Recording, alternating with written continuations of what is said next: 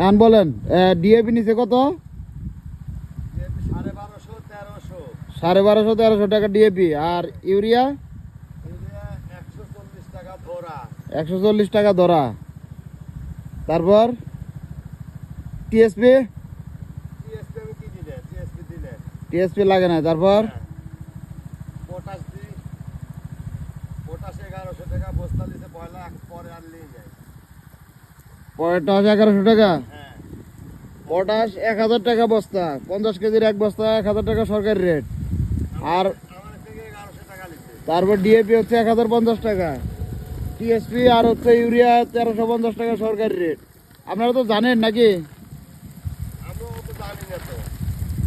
জানেন না কেন? আপনারা কৃষক মানুষ, কৃষি অফিসারদের নাম্বার টাম্বার নাই? উপজেলা কৃষি অফিস, জেলা কৃষি অফিসের ওগুলো আমার কাছে যারা বড় বড়